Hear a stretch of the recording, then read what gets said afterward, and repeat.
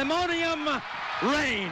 Pandemonium Reigns back in your ears, here to talk about the SEC Championship, the ACC Championship, the Big 12, the Big 10, and the last RIP to the Pac-12, the Pac-12 Championship. We're going to discuss 5 games. We got 5 games on deck. Rivalry week is over. Appreciate you tuning in and letting us hang out with you. We are in your speakers, invited into your home. Appreciate you inviting us in. We love you guys. I'm Dan. He's Mike. We're going to tap into this thing. Let's get rolling right away. Game numero uno in Atlanta, Mercedes-Benz Stadium, Georgia, Alabama, episode, 31? What feels like? Yeah, it is. It 100% is. We got a Georgia we got Georgia favored 5.5. We got an over-under of 54.5. ESPN FBI likes Georgia 52.1%.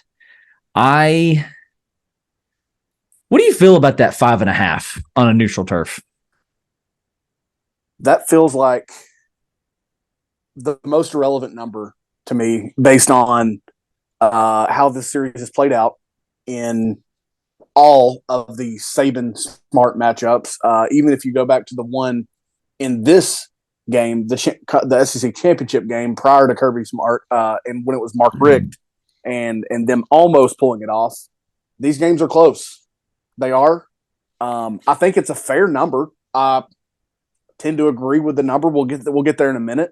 5.5 that's no disrespect to Alabama. That's no disrespect to Georgia in the sense that it could, and it wouldn't be the craziest thing if it was 6.5 or a touchdown or whatever. Yeah. But yeah, it's been a wild series. Think about all the endings.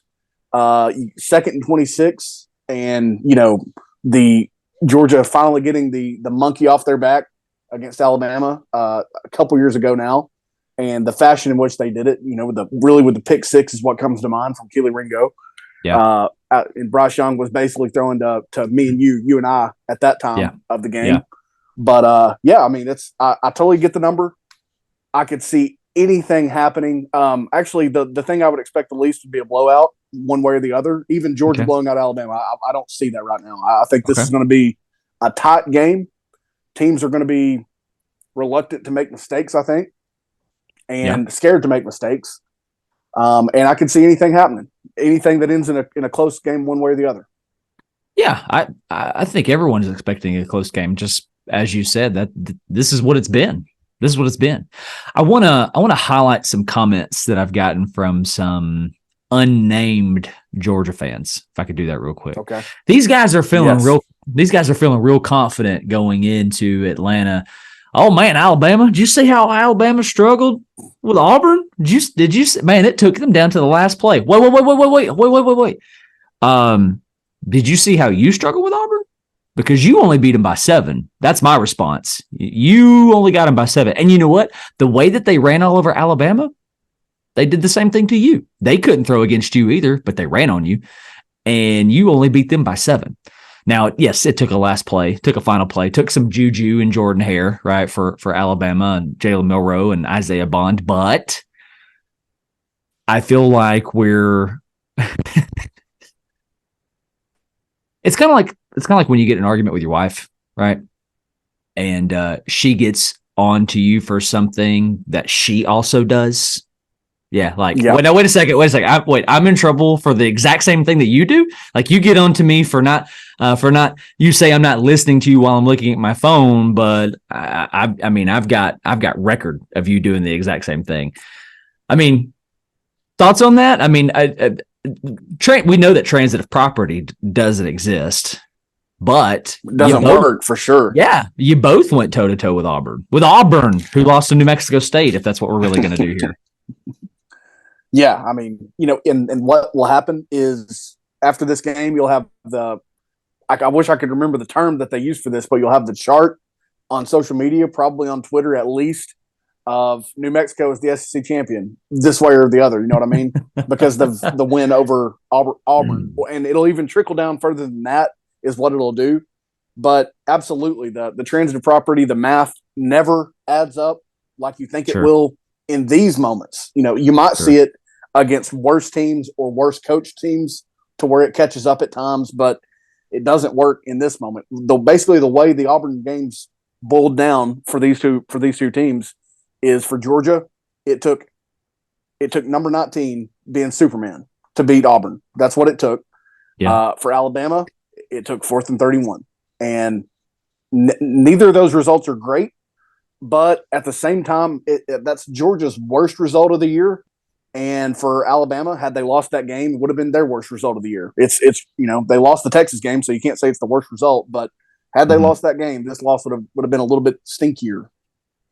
Yeah, you said 19 Brock Bowers, alluding to Brock Bowers, won the game against Auburn. I'm going to take that a step farther, and I think you'll agree with this. Part of that is on the Georgia staff for not getting him the ball earlier or looking to find ways to get him the ball. I don't think he got touches until late. That sounds correct. He somehow he is still their leading receiver on the year, missing a couple of games with that ankle injury, not playing against Georgia Tech after all the dust has settled. Clearly to me, just resting up and getting ready for Atlanta. Again, not that they weren't in Atlanta the week before, but yeah, I agree with you. I think it was, if I recall correctly, it's been the end of September. It feels like that game was not that long ago, but that game's been the end of September since it happened. But if I recall correctly, they did not necessarily get him enough touches going early like they do in other games, like they've done in other years, frankly, of his career. But that's what I recall. Yeah. Okay. Yeah, I got you. What do you think this is? Excuse me.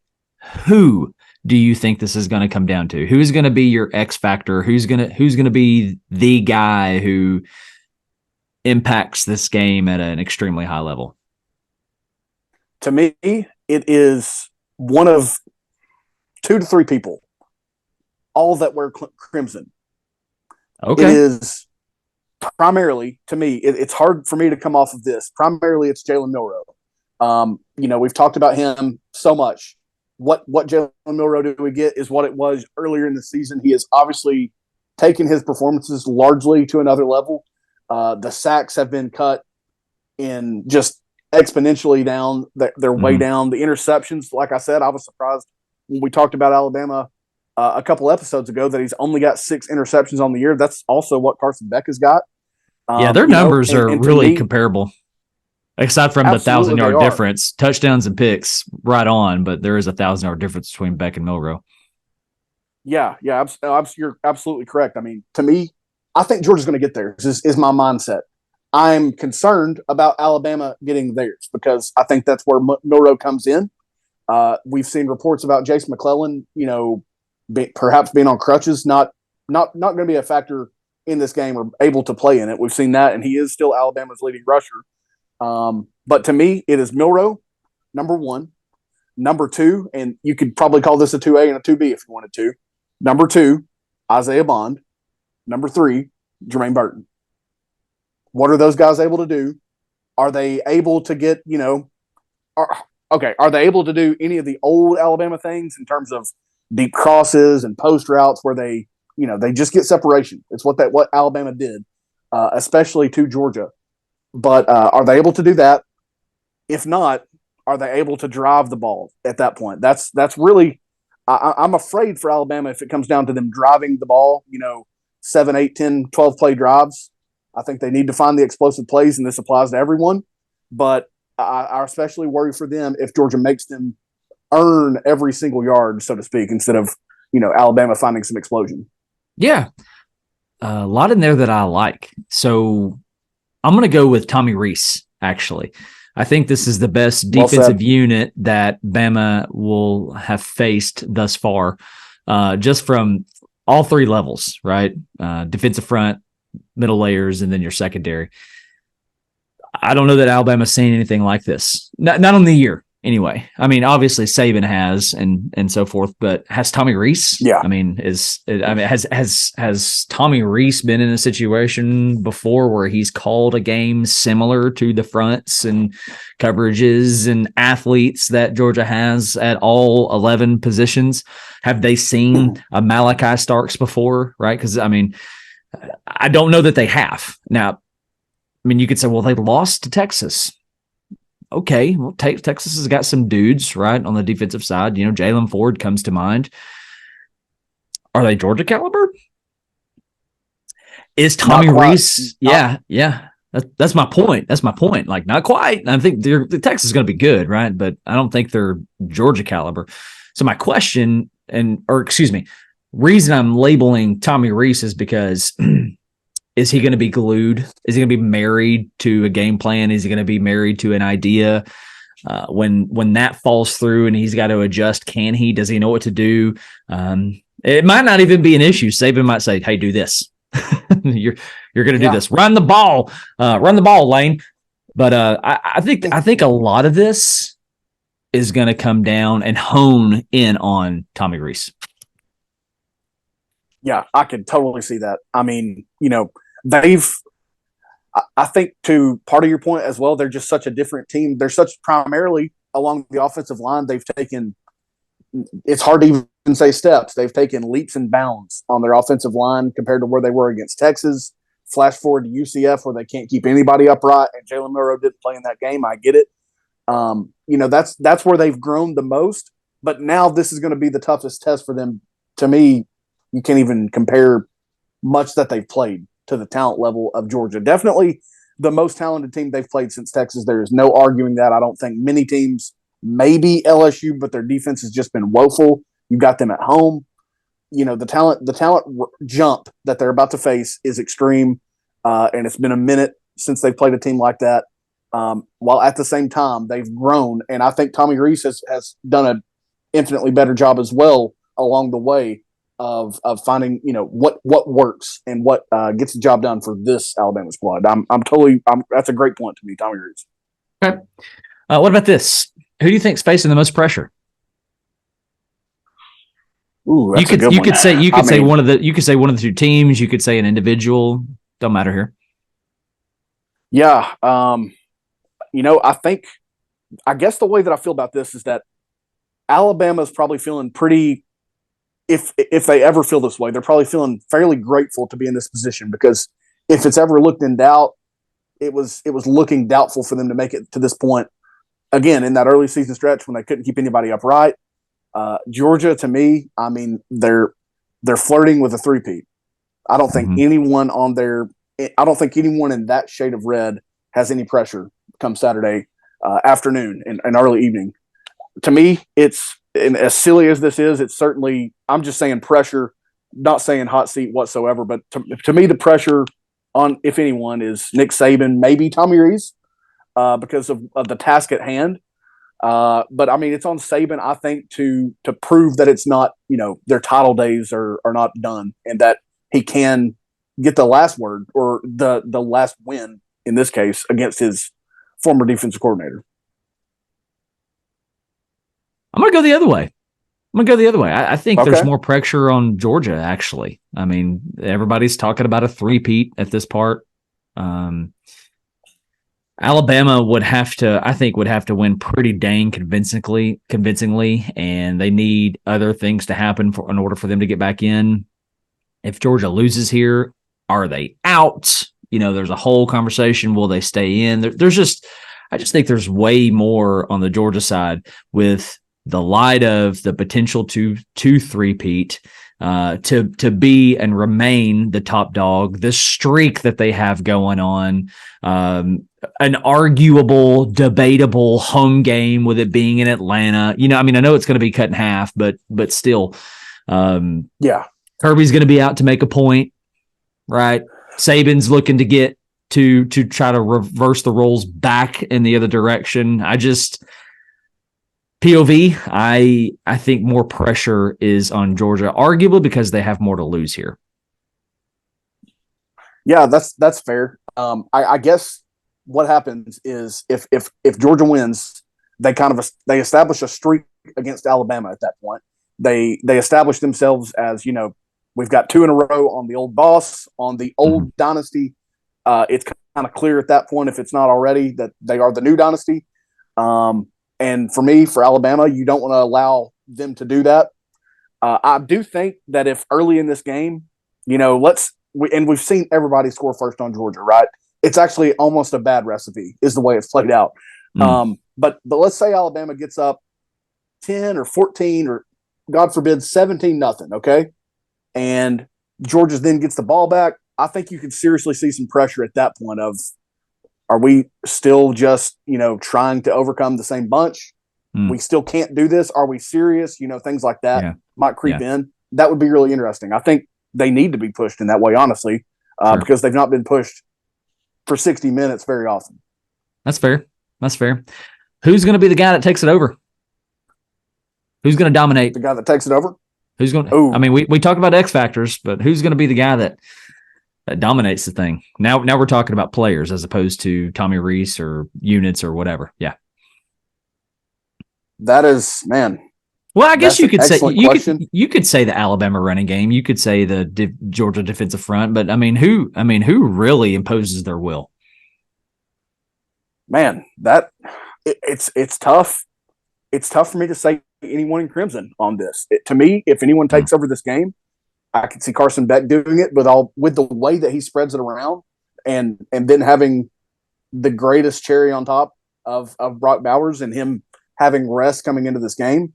Like we talked about, the Alabama running game is at least going to be probably short Jace McClellan, just because the more I see his name on social media, the worse it looks for him to be able to play. And I don't even know what the injury is right now. But so I could see it being Carson Beck. I could see it potentially being, Dejan Edwards. We just had a Kendall Milton game in Atlanta, on the other side of the city, in rivalry week. If anyone, I guess I would go Carson Beck, just as good as he's looked, as high as I've been on him at times. If anyone takes this game over, I think it'll be him. But I think it could play out so close, or maybe again the teams are so tight and they make mistakes, and it's like, well, the defense has dominated this game, and it's we look up and it's like a 17-14 result or something like that. Yeah, there's almost an unwillingness to want to answer that question out of you. Just pure uncertainty. Yeah, and it's the uncertainty for me. I don't think Brock Bowers is going to take over this game for whatever reason. I don't know why that is, but I just think I can tell you why it is. What it is Alabama they will key in on him so much that it'll open up the outside guys, McConkey, Marcus Rosemary-Jack Saint, or the running game. You know what I mean? I don't foresee it being Brock Bowers, but it totally could be. And it's just it's hard for me to see at this point, this far out, who it's going to be. Saban knows a spade when he sees one, and Brock Bowers is a daggum spade on the field, right? He's a freaking baller. And I can see the answer to your question. I can see Saban saying, we're not going to let this guy do this. We're not going to let this guy do this. I expect Saban and that Crimson Tide defense to try to neutralize him as much as they possibly can. I think it's going to be painfully obvious, right? Because that guy, he is that dude. He is that dude. But you're going. So ultimately, you went down to Carson Beck. I would say this. I'm probably going to agree with you, but so we talked about Georgia being, the best team that Alabama has seen, arguably since Texas, maybe all season. You could say the same on the other side, right? I mean, who has Georgia's best opponent been, or the best defensive front, the best defensive unit, whatever. So they were their closest game outside of Vanderbilt. What, Mizzou? Yeah, 9-point win against Missouri. Georgia Tech. I mean, you're correct. Yeah, I'm going to take. So my point is Mizzou and Georgia Tech. Georgia hasn't seen anything like this either. Not this year. Yeah. Right. Obviously, these guys are two freight trains who've run into each other multiple times. But in addition to Tommy Rees, I could also say, I think your X factor might be Carson Beck. or it might just be the quarterback on the field. Whatever quarterback is on the field, that's your X factor. If you're listening to this episode, you're going, these guys have no idea what they're talking about. I would love for you to try to analyze this one as well. This is a coin flip. It's a crapshoot. Truthfully, the Georgia 5.5 really surprises me. I would have expected that just to be lower. But I guess Vegas, knows something that we don't. Yeah, perhaps they do. I was trying to look back while you were speaking of that, just to see kind of what the most, and I guess the reason that I don't go with Jalen Milroe in that spot of who's going to dominate this game. And obviously he's had his moments and games, that is, where he has been ridiculous on the ground. I mean, whether it's 1 or 2 long runs, whether it's the LSU game where him and Jaden Daniels, probably combined for 600 yards between them. But, his high passing on the year goes back to the 7th of October, 321 yards against Texas A&M. And look, they got the deep ball going that day. I remember it. And I think another matchup that I want to mention that I forgot about until kind of, again, while you were talking, is who does Georgia put Everett on? Number 6 out there at corner. He's kind of the softer landing spot for targets. Kamari Laster is as good as you'll see, and this game's going to feature a bunch of great defensive backs. Look at these coaches. Look at what they've done. The guys that you've named, we haven't even talked about guys like Caleb Downs. Alabama's got a kind of baby Malachi Starks on their side as well. Kool-Aid. But who does Kool-Aid, Terrion Arnold, who does Everett for Georgia? Who does he guard? And I think that's where you want to try to attack first if you're Alabama. That's fair, man. That's fair. Well, let's go ahead and avoid the inevitable, and let's make some predictions on this thing. Do you want to paper, rock, scissors to see who goes first? Because I don't want to go first. Let me do it. I'm going to do it. I told you I was going to wing it when we were talking about this game. I'm going to rip the Band-Aid off, and let me say for the 11th time, I couldn't really be more lost on what's going to happen. I'm going to be pretty chalky probably for these games that we talk about, and in this one, as I look up the over-under at 54.5. Dang, I'm going to be close to that. I'm going to go with Georgia. 30. Alabama, 24. Wow. Okay. So we're really close. We're really, really, really close. So here's my thought. All things have got to come to an end. At some point, this streak has to end. And I'm gonna add into the equation, Saban is still that guy. He's going to continue to be that guy until he dies on the sideline. Bama flexes their muscle. They find a way. Okay. They do it. I don't know how, but I know that it's close. I'm going to take Bama 27-24. All right. You said 30-24 Georgia. I'm saying 27-24 Bama. And man, if I could just reiterate for what feels like the 1,000th time at this point, maybe I haven't said it, but I've at least it's gone through my head. Man, I have no clue. I don't. I had a buddy here at the church the other night. He's like, "What do you think?" And I'm going, "I don't know." And he goes, "Are you guys going to cover it in the podcast?" I was like, "Yeah, but maybe we shouldn't because it's going to be a wasted episode." I have no clue. I got nothing. Nothing. Where's the leverage? Who has the leverage? I don't know, man. I'm totally with you because we've talked about Georgia, the guys that they've lost, and obviously it not looking like it's had an impact. Their schedule being a small part in that.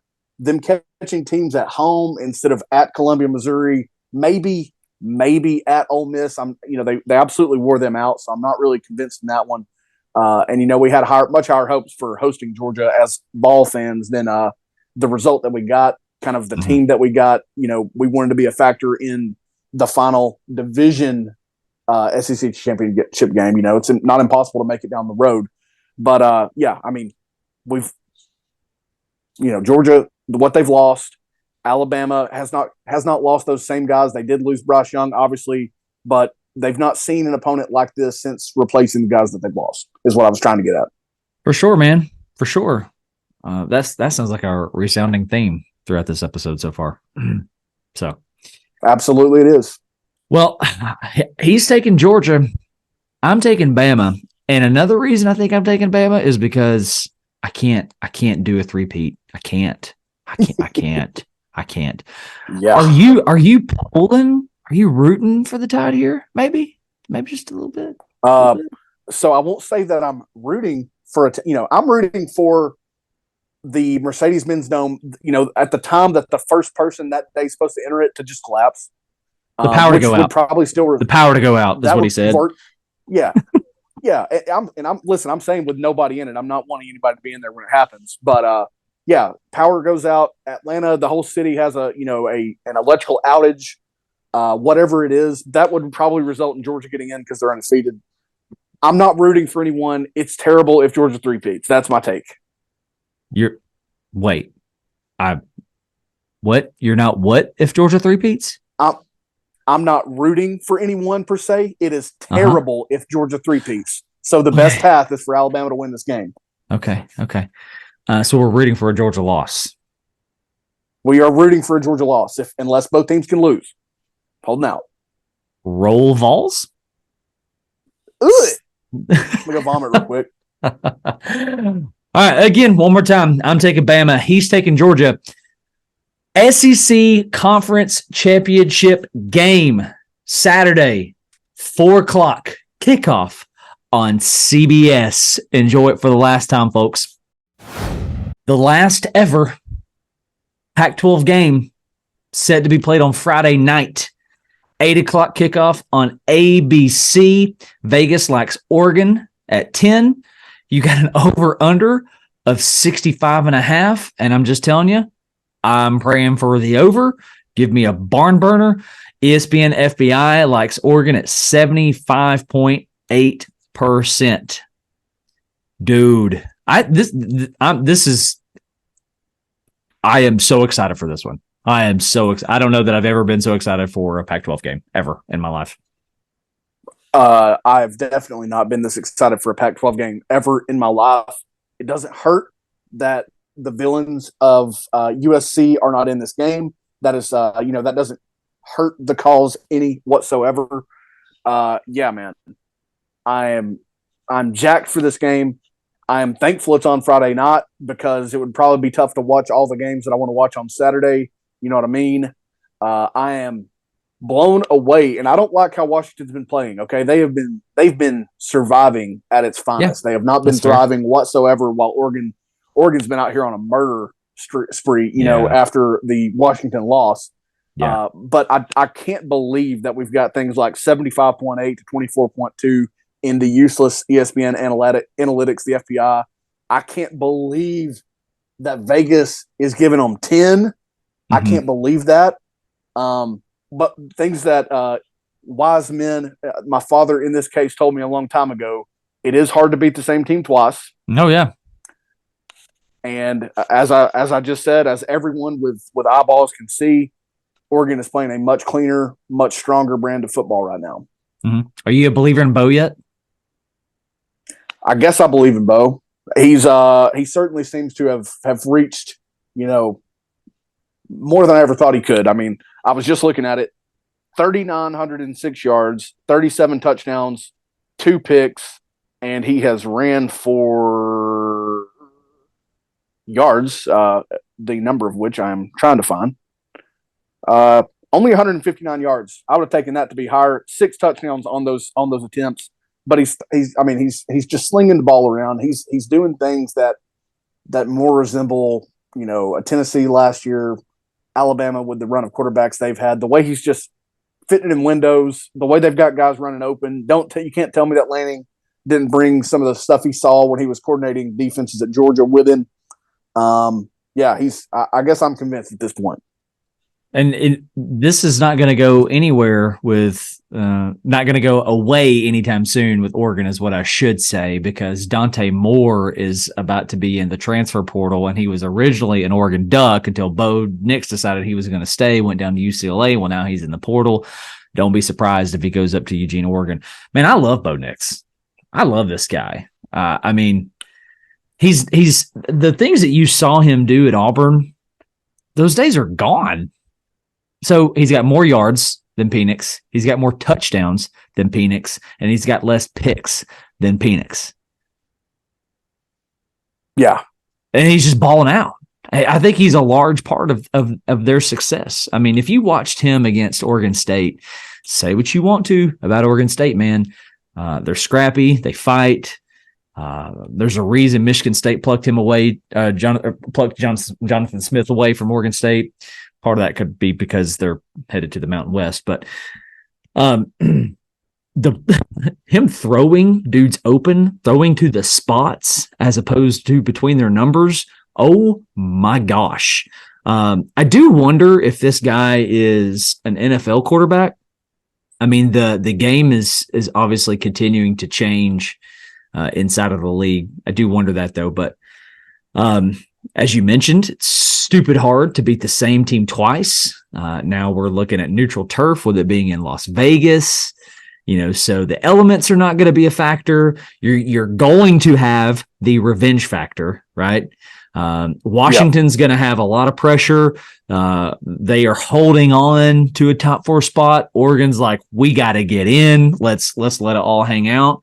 A lot of reason to like Oregon here, especially with what you said, how poorly Washington has been playing lately. And you know how much I like Washington. Oh yeah, that's what's hard for me with this, because if I had my choice, if I could pick a national champion right now, it's like a 50%. No, it's like a 75% Washington and like a 25% Michigan. Because as we talked about, as any listeners heard, I'm not that harsh on Michigan with all the scandal. And I'm, if you know me, I'm over this Georgia run. I'm over it. And there's no reason to dislike Washington. I love what they have done. I love what they can be. I love Michael Penix Jr. But it's inevitable the way that they're playing. To me, that they're begging for a loss is kind of what they're doing. Yeah, that's fair. That's fair. Well, I don't know what much else to say regarding this, so I'd love to go ahead and make some predictions on it. You want to go ahead first on this one, like you did last time? Yeah, I will. I'll go ahead and tell you what I got for this one as well. And it ain't pretty for Washington, as I just said. I would love to see them to have continued to play the way they were playing around the time they beat Oregon, because that's honestly when the bad started creeping in, when the close wins started happening. That's not what I've got.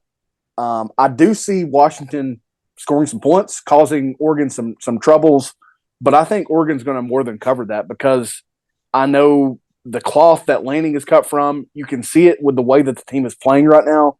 Oregon has been clean outside of losing this game, except for Texas Tech, where they, flirted with disaster there. I'm going to go with Oregon 45, Washington 31. 45-31 Ducks. All right, cool. It's really hard to beat same team twice. This is what I said would happen in my preseason prediction, that Washington would get the best of Oregon in the regular season. Oregon would turn around and get the conference championship win. What I was not anticipating is how hot Oregon would be going into this game. Washington, again, a bit on the struggle bus. I'm going to take Oregon here, 51-45, sending that way over the over. Give me that. Give it to me. It's in my veins. All right, so let me ask this. We're both taking Oregon. Okay, here's how we'll end the segment.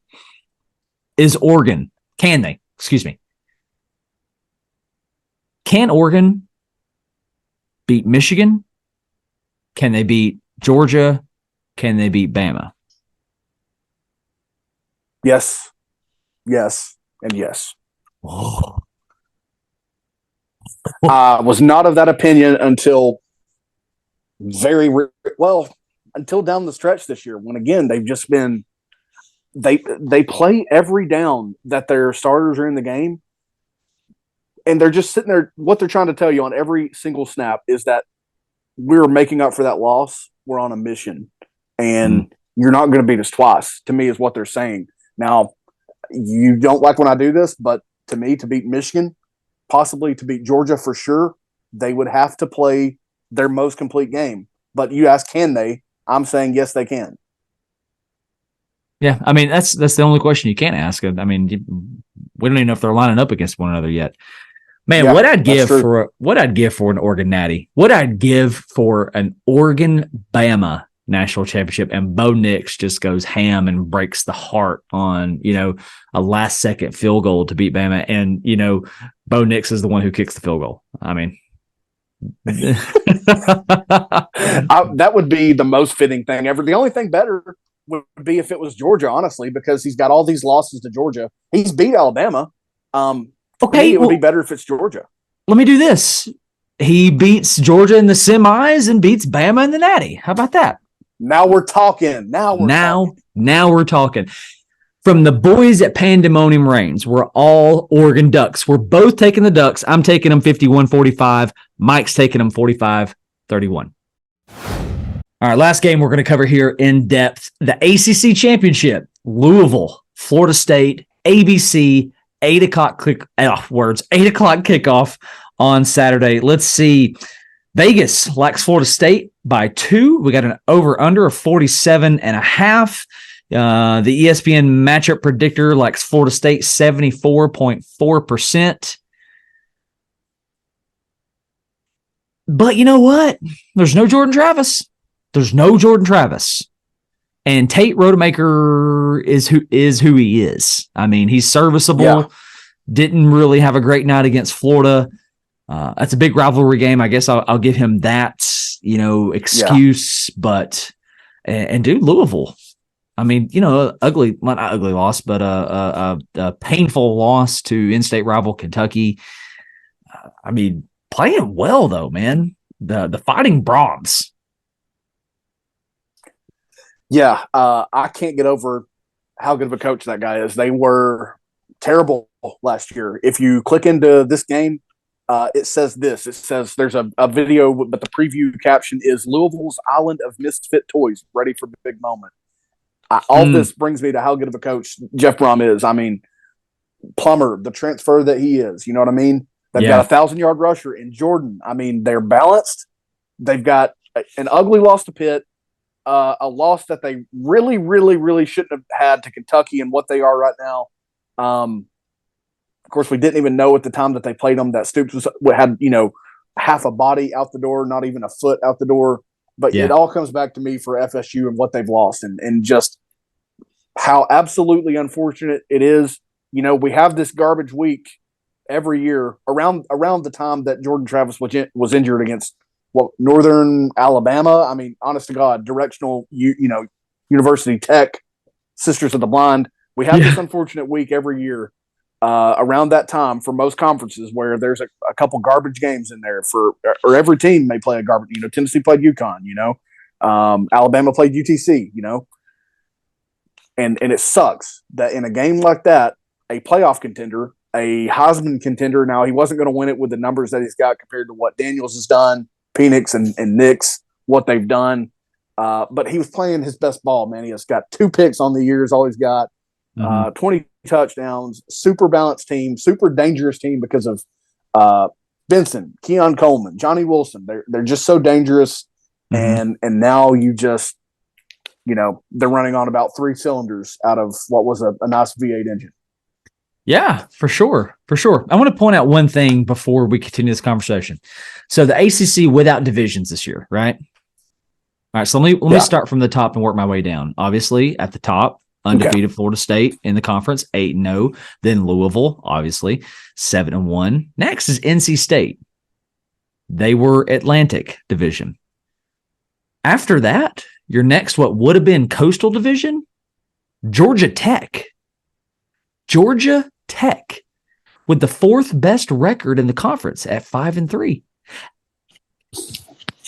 There was a potential. Now I get it. There's no divisions, so there's a little bit of shape shifting with the schedules and those divisions not playing one another and whatnot. But could have been staring at a Florida State Georgia Tech game. If if that is the case, and with how well Georgia Tech has been playing, and they just came off a 31-23 loss to Georgia, are you picking Tech by chance to upset Florida State? The thing is, yes, I think I probably would. If I picked Florida State, it would be by the narrowest of margins. Now, their defense, we haven't given any props to their defense all in this whole conversation they've had. I think their defense is playoff caliber. I just don't think their offense and their team, as a result, is without a quarterback. I think I'm picking Georgia Tech by maybe a narrow margin. I don't understand FSU being favored by Vegas. I don't know what the point of the matchup predictor ever has been, and I don't get that. 3-1, the margin of favor for Florida State in that. I think this is the greatest example, though, of why you should be divisionless, because how many years would we have looked back and said, oh, my God, Florida State, they've just got to beat Georgia Tech to get in. And if they had Jordan Travis, I wouldn't even blink at that matchup. But again, without him, this conference, this is a really sad game. Fair, man. That's fair. That's fair. Well, I want to go ahead and dive into the prediction, man. Can I get you to go first one more time? I guess so, if I'm us. No, I'm kidding. I volunteered the first time, and I was happy to do it for Washington, Oregon. But, yeah, man, I think it's been clear what I've been saying, what I've been leading up to here. I think that Florida State is going to do the committee a great favor, and I think they're going to lose this game. I think this is where it just catches up to you. It almost did against a 5-7 Florida team, again, at the Swamp. But I think this is where it catches up to you. I think, Brom is someone that can absolutely exploit you when you don't have a guy like Jordan Travis. And I'm going to go with the Cardinals. Cardinals 28, Seminoles 20. Wow. Yeah, that would be a huge favor to the playoff committee. Large in part, a favor to the college football world. I don't know that outside of Florida State fans that anybody wants Florida State in the playoff without Jordan Travis. I'm with you. That sucks. I flipping hate this injury, man. Yeah. But you know what? It's a part of the game, and it's a next man up scenario. This is tough. This is real tough. I can totally see a Florida State beatdown. I can see it because roster top to bottom, I don't think there's any comparison. I mean, Jaheim Bell, Trey Benson, Johnny Wilson, Brandon Fisk on the defense, Jared Verse, just Finchel, Cypress, dude after dude after dude. And Louisville's just over here just winning games. I mean, the schedule's probably one of the worst in the country, but over here, first-year coach, winning games. Jeff Brom is a firecracker. His blood temperature is always 600 degrees. I'm also going to take Louisville to pull this off. I'm going to add to that, though, and say that Louisville pulls this win off despite losing the turnover battle. I can see them turning the ball over, 2-3 times, probably pushing it. I'm gonna say 2 turnovers. Florida State has none. Louisville still finds a way to do this, 30-27. Wow, yeah.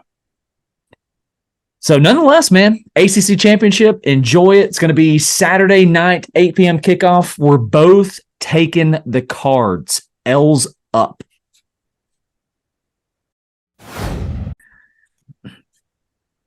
All right, this is going to bring us to the end of today's episode covering the championship weekend. And we're going to just kind of close things out with flying through the Big Ten and the Big 12. I do want to give credit to Josh Pate for, at the beginning of the season, predicting the Big 12 championship competitors in Texas and Oklahoma State. Props to him. That dude continues just to kind of nail things.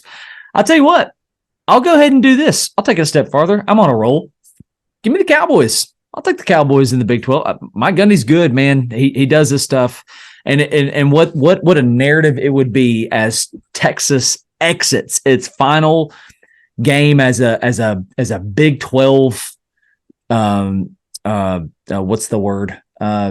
Member and opponent, right? I'll take the Cowboys in this, man. I mean, the totally different team than what we saw in 2022. That's fair. And massive credit to Mike Gundy reaching the Big 12 championship in a season where you lost to South Alabama.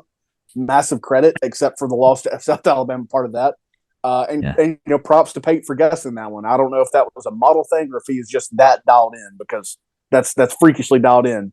Texas Crazy. will not be doing the committee any favors. They will not be doing Alabama, who is a spot below them, rightfully so, because of the head-to-head win over them. They will not be doing any favors for anyone. They're going to cover 15.5 once in this game. Well done and well said. What do you say to those who say it should be the 4 best teams? Because you made a little your remark had an undertone between the Texas and Alabama, and I know exactly what you're getting at. I've got your undertone right here. Let me just read you the quote, and I'll bring you the undertone. Saban on the CFP to the Pat McAfee show. I'm assuming he was on the show because he does this parade every time a year. When his team's not worthy of a spot, sure. Unless they beat Georgia. If they beat Georgia, they probably deserve a spot. We'll see. He says there should be some representation from the SEC regardless of who wins the SEC championship game. Absolutely. I think this is one of the best leagues in the country. If you're a one-loss team and you played through the SEC, I think you're one of the best 4 teams in the country. Again, largely, I agree. Do you see anybody else out here campaigning? Does anyone ever do this type of campaign? No, I know. Crap. And nobody did it last year with 2 losses. Yeah. And there's only a handful of people who think that the SEC is not the top dog conference. There's only a handful. Sure. But your top dogs inside of this conference are the ones lobbying for themselves, which I mean, if I'm the head coach, it's what I'm doing as well. Like I'm going to lobby for my team. I'm going to try to pull leverage for these guys, but my gosh. My argument is if we're just going to go ahead at the end and we're just going to pick the best 4, or in a year pick the best 12, let's just stop playing a regular season. We'll just play. Let's go based off recruiting rankings. Yep. We'll just take recruiting rankings and we'll say, all right, here's a 32 bracket playoff. Just play it based off your recruiting rankings. It's stupid. At what point does what you do on the field matter? And that's just where this game is headed. All because we introduced what we thought was a better system in 2014, and all it's done is bite us in the butt. And I'll just say, for the sake of it, one more daggum time, if I'm the commissioner, give me a 4-team playoff, and let's let the BCS determine your participants. Because from 1998 to 2013, the BCS got your top 2 wrong twice, via 2004, via 2011. From 1998 to 2013, it never got your top 4 wrong. Your champion was always inside of your top 4.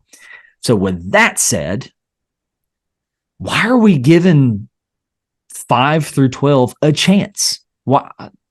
This is not what this episode is about. Yeah. Okay, I'm sorry. But also, since we went there, I just saw the preview somebody put out of what the 12 team would have been, and it would have been number 12, Tulane, number 11, Ole Miss. Did y'all not see Ole Miss get murdered by Georgia 2 weeks ago? Whenever it was, did y'all not watch that game? And we know that voters and committee members, that they hate this game, that they don't watch this game. It's reflected in the Heisman voting. It's reflected, every now and then in the playoff rankings. They make it so much harder than it has to be, but it has a lot of human error in it. To me, here's what would have been a lot simpler. Let's drop Ohio State out of contention. They're sitting there at 6. They lost the only game that matters to them. They beat Penn State. Congrats to them for that. I don't think Penn State's that good. They beat Notre Dame. Notre Dame's a 3 or 4 loss team. Voila. Drop them out of it. Move Texas and Alabama up, and let the conference championship games be the final deciding factor. That's what you do. To me, it's almost as if your conference championship games are a part of your playoff. Who'd have thunk it? Yeah, and then will then be the most irrelevant thing ever in a 12-team playoff. No kidding. Let me make another point to this. You mentioned Oklahoma State's ugly loss earlier to who? Who'd they lose to? You South Alabama. Okay, let's say they go into the Big 12 championship game and handle Texas and put up, a 50 burger, okay? And they jump enough spots to get into your top 12. So you're gonna have a playoff team who lost to South Alabama. That's what you're gonna have. This is what we're gonna do. Okay, I mean, so we're be gonna it. let the 07.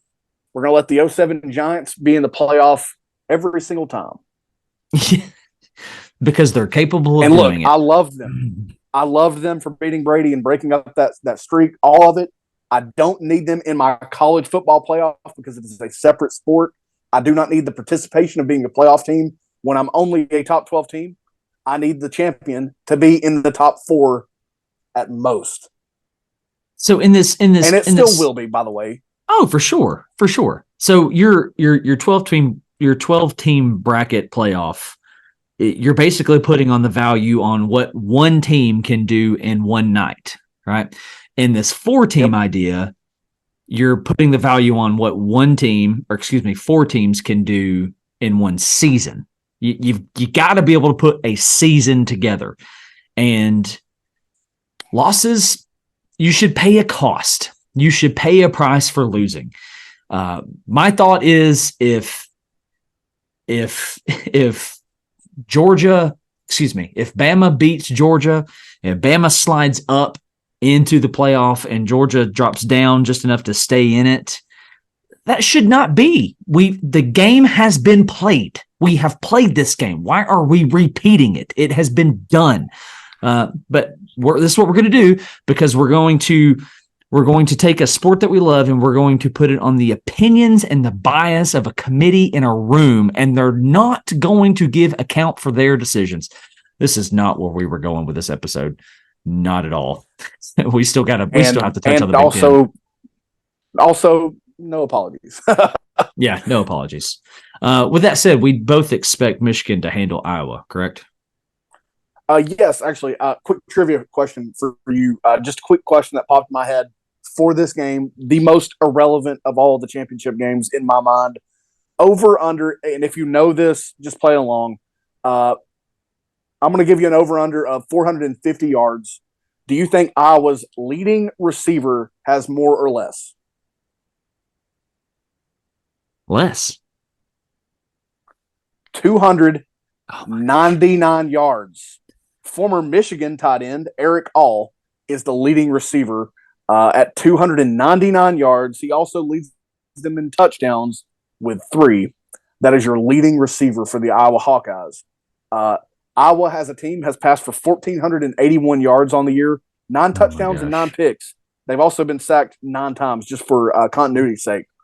You know, there are players in this game that have rushed for more yards than that on the season. That's how it works. Like there is a triple option running back or a quarterback or really good running back for that matter who has ran for 1,500 yards. I mean, that's just what we get year in, year out. Mm-hmm. Yeah. I got one for you.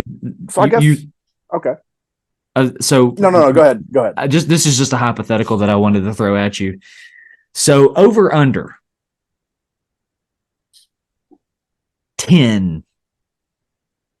How many points Iowa scores? I would go under 3. That's awesome. He's going to take the under on 3. Okay.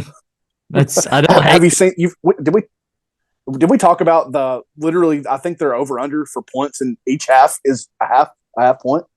Oh, did we talk about that? How much longer is Ferentz going to be there, man? I don't know, man. I don't understand. This cannot be fun. It can't be fun. It's hideous. I mean, I respect the guy. He's been there for what? It's got to be 9 decades. I mean, he came off the daggum arc with Moses, and he took over the head coach at Iowa. But just how much longer? How much longer?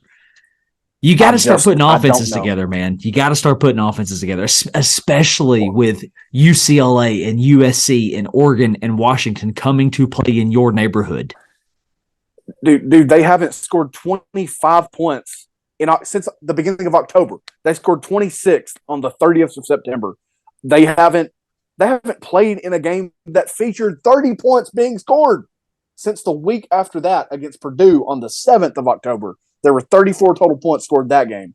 After that, it's been point totals of like 21, 22, all under 30 since the middle of October. Yeah, so against Nebraska 13, against Illinois 13, against Rutgers 22, against Northwestern 10, against Minnesota 10, against Wisconsin 15, against Purdue 20, against Michigan State 26, nothing against Penn State. And then you have to go all the way back to September 16th when they put up 41 against Western Michigan and former Florida head coach, whatever his name is. The guy that took a picture with sharks. Shark boy. Yeah. McElwain. Anyway. Yeah. All right, that's going to bring us to the end of this one. That forgive us for our whole playoff spill there. Just know that we could do it better, y'all. We could do it better. So just go ahead and email the appropriate people and say, listen, the Pandemonium Reigns.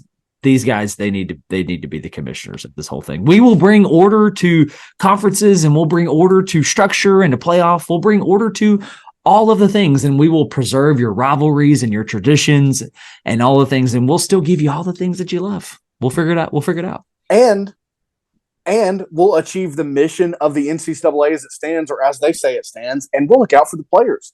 If you and it's wide open now, but if you're having an eligibility issue, I'll give you a same-day decision. You know what I mean? If you're James Madison, you just moved to FBS, you're looking to get into a bowl, you're in. Is that's the only reason they've been a bowl ineligible, right? Because it's their first year in FBS. Stupid. Yep. And they end up getting in because we didn't have enough bowl eligible teams. No. Well, they got in because of Shane Beamer. That's true. There you go. They got in because of Shane Beamer. Yeah. Thank you, Shane. And Billy Napier. Appreciate you too. Appreciate it. Hey, we appreciate you guys. Thank you guys so much for tuning in and hanging out with us.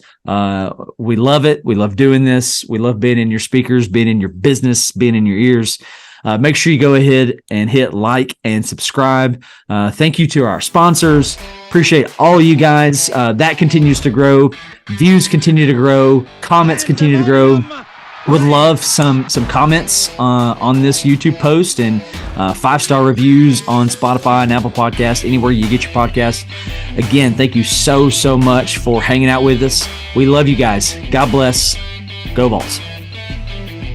ZBO. Pandemonium Reigns.